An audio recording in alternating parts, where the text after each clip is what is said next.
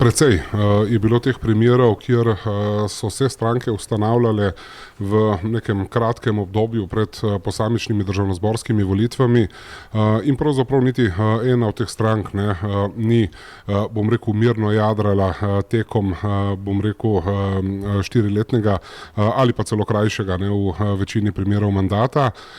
Zato tudi osebno ocenjujem pravzaprav, da more slovenski politični prostor narediti konec pravzaprav tem poskusom.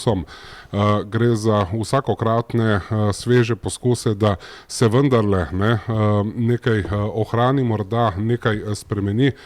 Sami rezultati so pa že večkrat dokazali pravzaprav, da takšno poskušanje ni uspešno in pravzaprav, da Sloveniji ne koristi, da ne rečem obratno, da ji mnogokrat tudi škodi. Mislim, da je zelo, zelo pomembno, a smo mi tisti, na katerega ljudje lahko računajo v nadaljevanju, ali nismo del tega.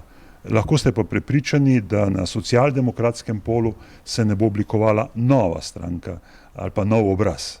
Ta se vedno oblikuje v bazenu LDS-a, nekje drugje.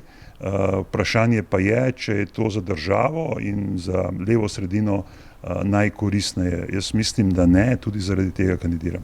Mene je strah to, kar je dejal tudi Milan, da bo razočaranje ljudi nad temi novimi obrazi tokrat še večje in največje do zdaj. Tu pa je naloga Socialnih demokratov, da pokažemo tudi znotraj vlade, tudi znotraj koalicije, kjer so razmerja jasna, 41:7 oziroma 40:7, da znamo voditi resorje, da če voliš Socialne demokrate, veš, kaj dobiš in veš, po kateri poti se pelje socialna demokracija naprej.